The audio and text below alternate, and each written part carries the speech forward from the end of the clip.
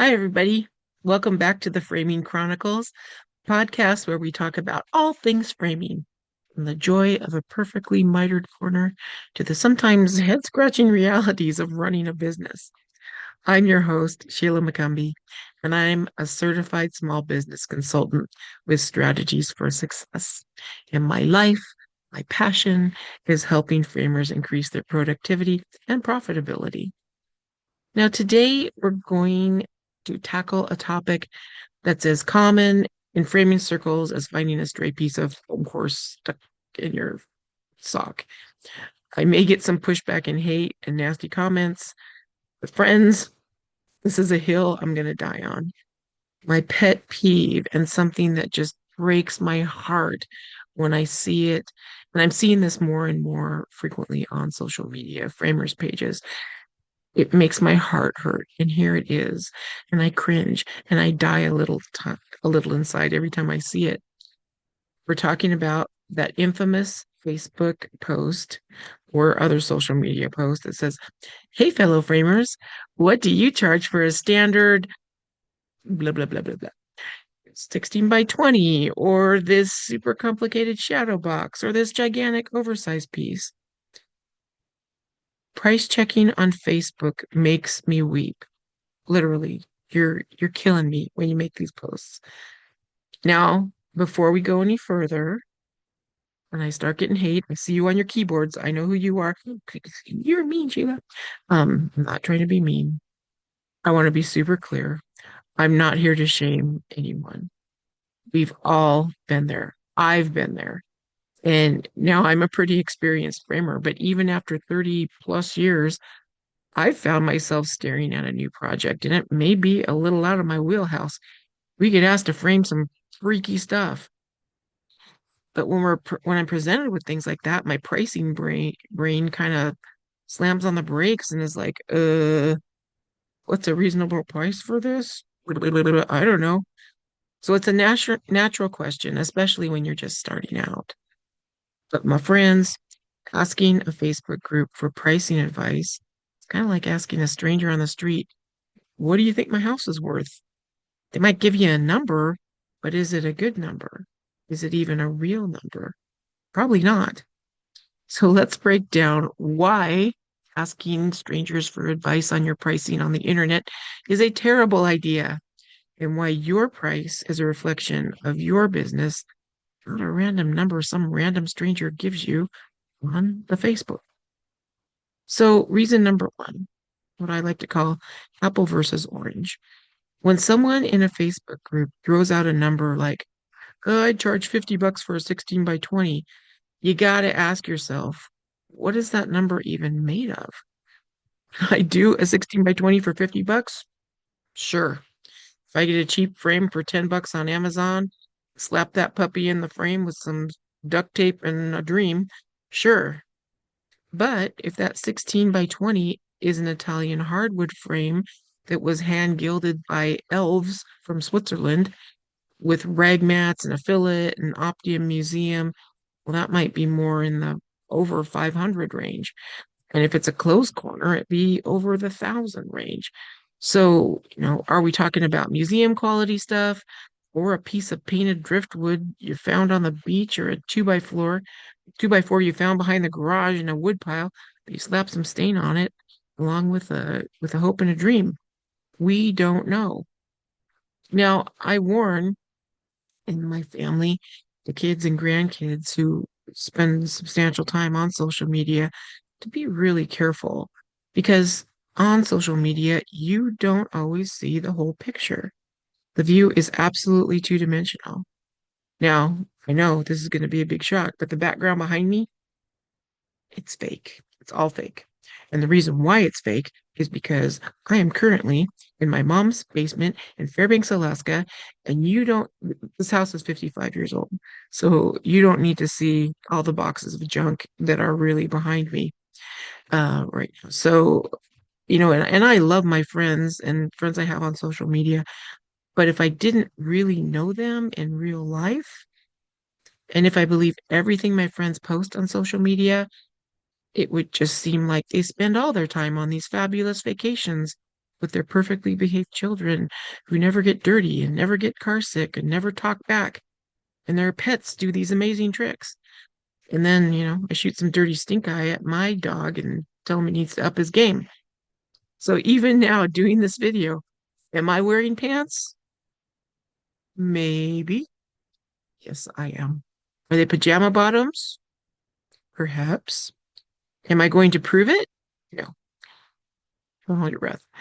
So, bearing the disingenuousness of social media in mind, the framer in the Facebook group who responds with a price, and I'm not disparaging anybody, but that person could just be, a hobbyist working out of their garage with a really, really low overhead.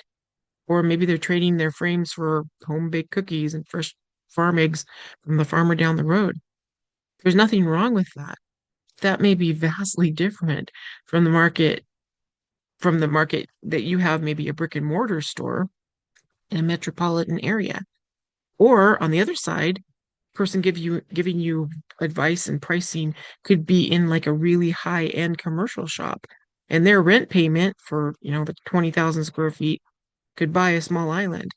Their price is based on their unique reality, which is probably a lot different than yours. So comparing your business to theirs is like comparing a finely aged wine to a juice box. They're both beverages and they're both wet, but that's where the similarities end. Reason number two, and this is probably the most important thing. Remember, when you go on social media, it's the World Wide Web, folks. It's all around the world.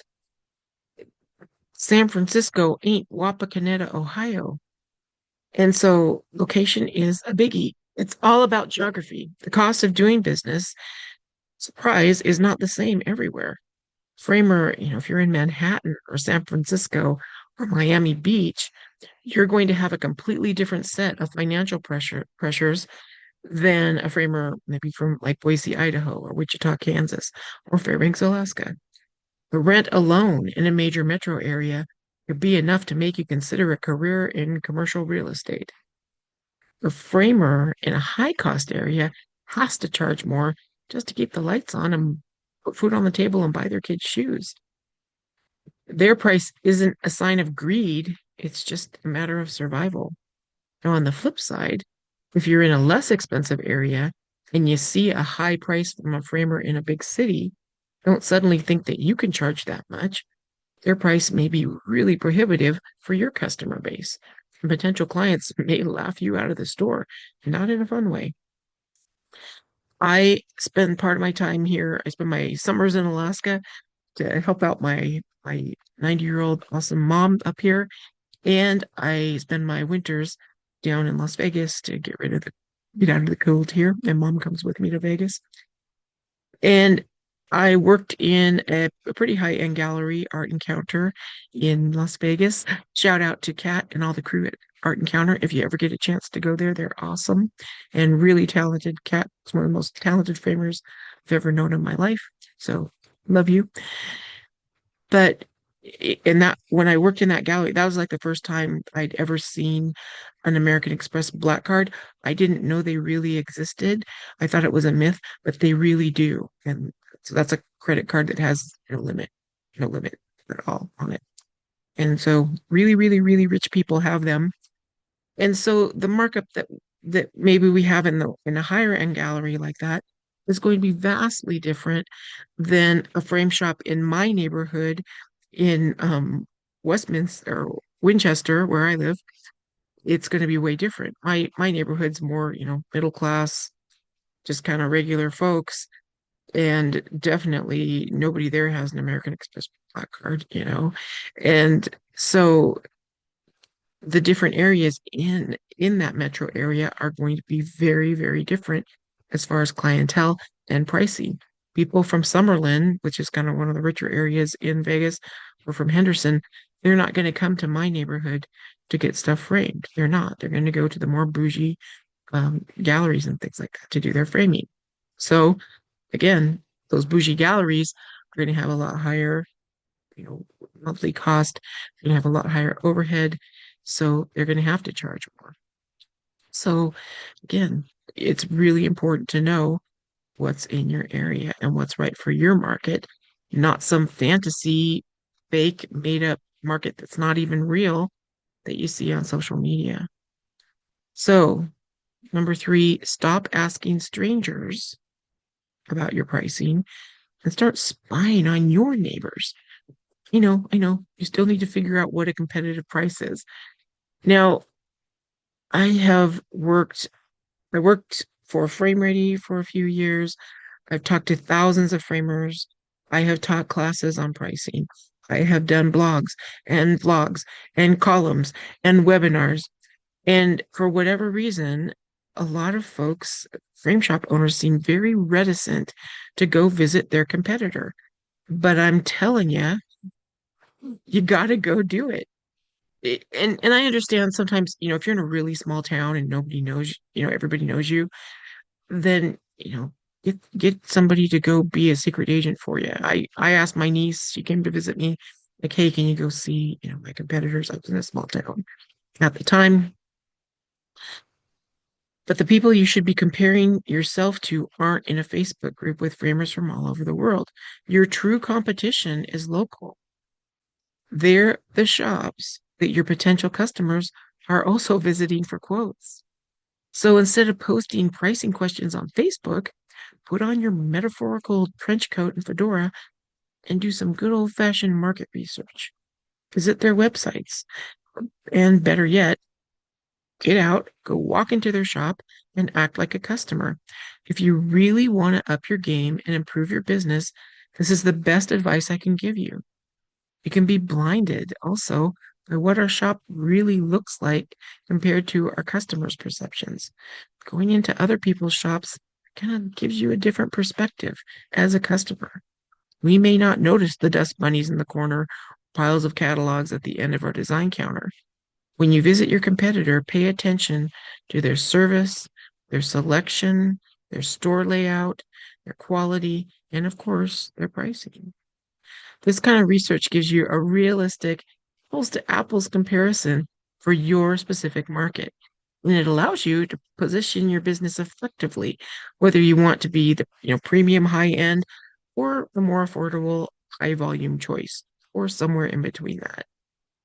Knowing what your local competition is doing is a super smart business move.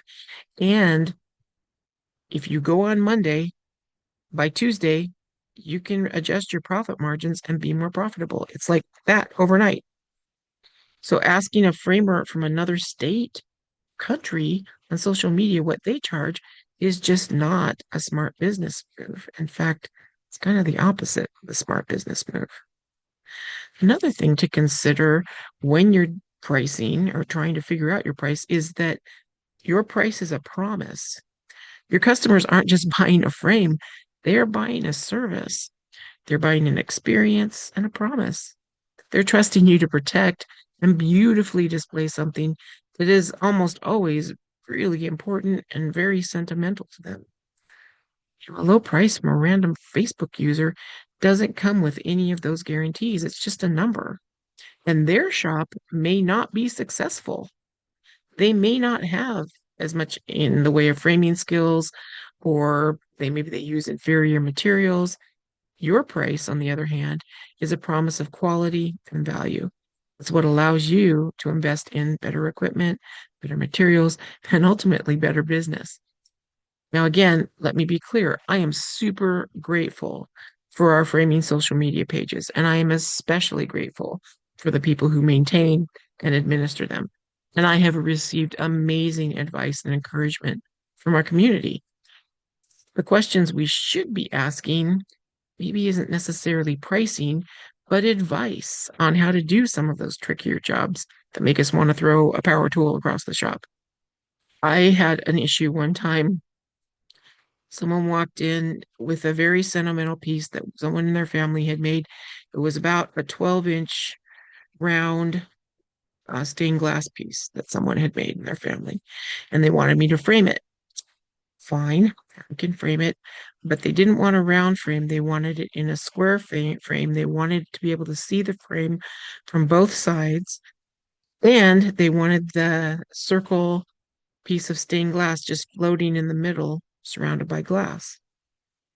And I was like, wow, okay, I'm not sure how to do that. But let me check and see if there's a way. And I was racking my brain and thinking about wires and line and I don't know, fairy dust. I didn't know how to do it. And so I posted the question on a social media page. I'm like, help me. And on the Framers Only page, Mo Elias called me and said, hey, I did one of these and this is how I did it. So you want to know the secret? I'll tell you. Just between us. Okay. So this is how I did it. He said, get a piece of acrylic and cut a hole in it. Measure the side. I had to measure the lip of the piece of stained glass. It was like just right under 4 millimeters. And so I got a 4 millimeter piece of plexi or acrylic. And then I didn't have a big enough hole saw to do it. So I just took it to my acrylic guy and said, hey, cut me a hole. And here's the measurements. And I cut it just a teeny tiny, like maybe millimeter and a half, 2 millimeters bigger than what the actual stained glass piece was. And then I put that in the hole and sandwiched it between two other pieces of acrylic. And then I put it in a double-sided frame. And you can make double-sided frames. I just ordered one. And then I had the right rabbit depth so that it all fit in there nice and snug. And closed it up, and it was amazing. And the person was so, so happy. And I'm super grateful. So I learn things all the time, and again, when you do ask advice online on social media pages, there is a little bit of a caveat as well. Just like pricing, you can get some bad advice on there too. Now, most of it's good advice, and I don't think anyone is malicious. I think sometimes maybe some folks don't have the experience or education to reply with the best options. They may give you an option and it might work, but there may be a better option. So, in that, again, take some of that advice with a grain of salt. I always defer to the experts in our industry. If you go on the PPFA website or in the Framers Corner, you'll get answers from people who are MCPFs, there's masters in certified professional framers or CPFs at the very least. You have Rob Markoff, Jim Miller.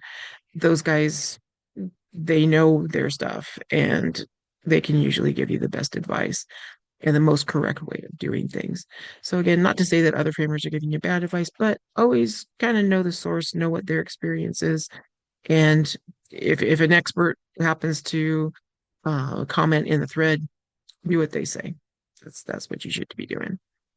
But it's also along with that, that's why it's important to go to trade shows like WCAF because you can make those contacts and network with those people who are absolutely experts and authorities in our industry. So, and all these people and I have met them over the years and I adore all of them. They are super gracious and very, very helpful and very, very knowledgeable about framing stuff. And, you know, another thing you could ask too, if you are struggling with pricing or maybe you're not an experienced framer, you're like, I have no idea how long this is going to take me. So you could pose a question on social media to say, how much time do you think it would take to do this for maybe not so experienced framer? Or say, hey, I've got to do, this line shadow box and I've got to put all these things in here. This is what I kind of do. Am I missing a step? Are there materials that I should charge for? Are there helpful books or articles or things I can read so that I know how to do this better? It's absolutely okay to tell your customer if they bring something in that's tricky. And that was my last week's website or webinar about the art of saying graciously no. But sometimes you want to try things out, but you can always tell that customer, say, hey, this is a little complicated and I need to really run through what I need and all the materials. Would it be okay, if I did some research because I want to do this the right way to protect this? And I maybe call you a little bit later today or tomorrow with a price.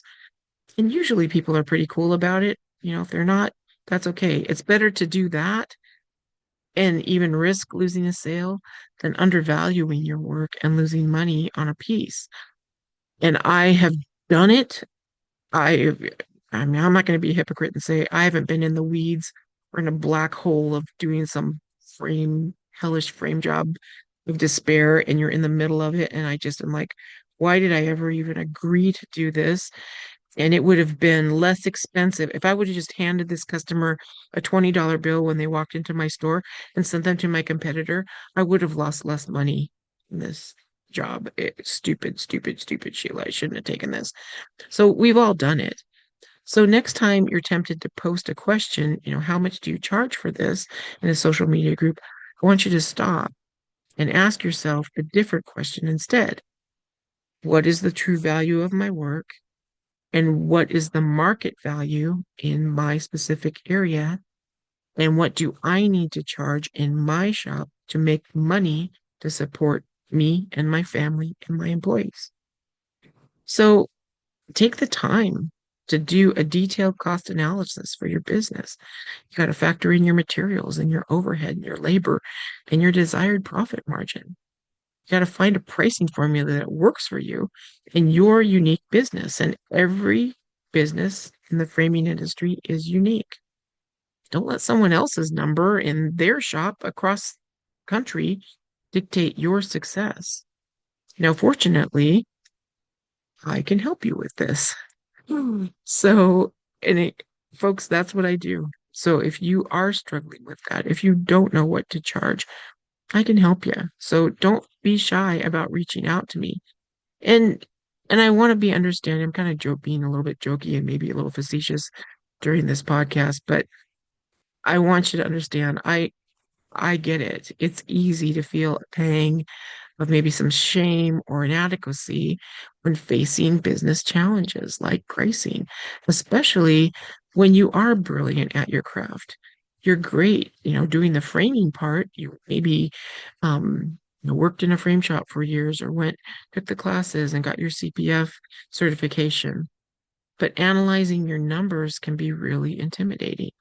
And here's the truth. Most small business owners, particularly there's those who've built their business ventures around, a passion or skill, you never receive formal training in accounting and finance and marketing and HR or strategic business management operations. You became a framer and an art curator, but not necessarily a CFO. And that is perfectly okay. There's no shame in having a gap in knowledge for something that you were never taught. In fact, recognizing this gap is really a sign of strength and a crucial first step towards transforming your business. It means that you are ready to gain the confidence and practical skills that will not only improve your shop's financial health, but also reduce your stress and free you up to do more of what you love. So I do want to announce that I am going to be starting, so like and subscribe this video and to my channel, because you're going to be getting, first announcement of when it first becomes official.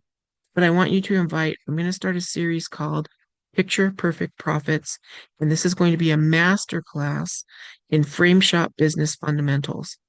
I'll have more information soon, but it will be affordable, practical, real world class. I'm going to have recorded sessions that I will release every week.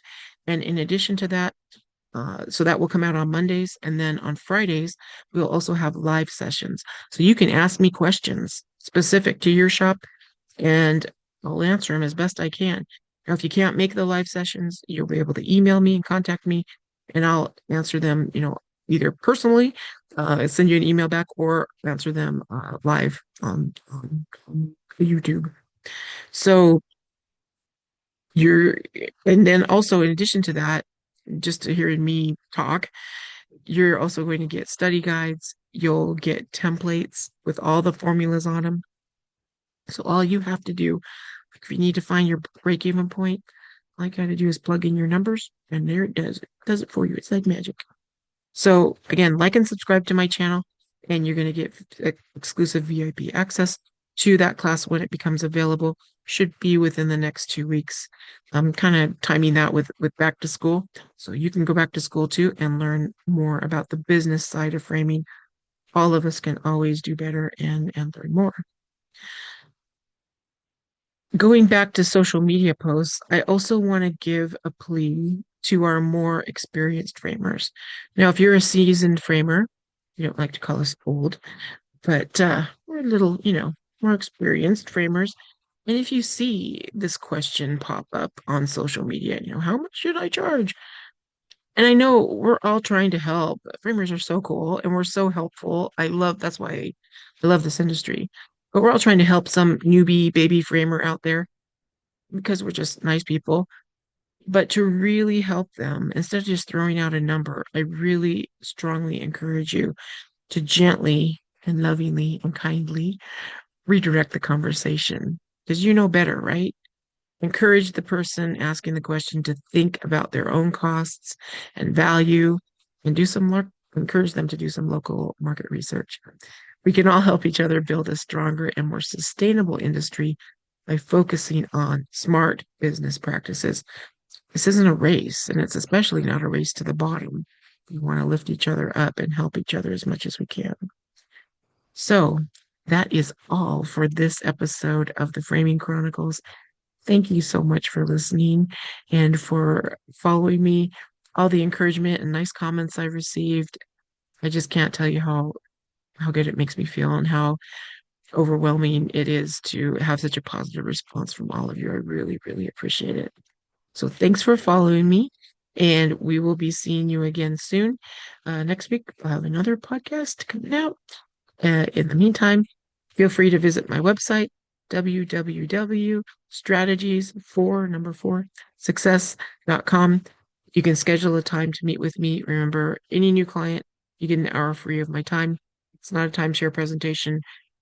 We'll go through whatever challenges that you're facing. If you are struggling with your pricing, let me know.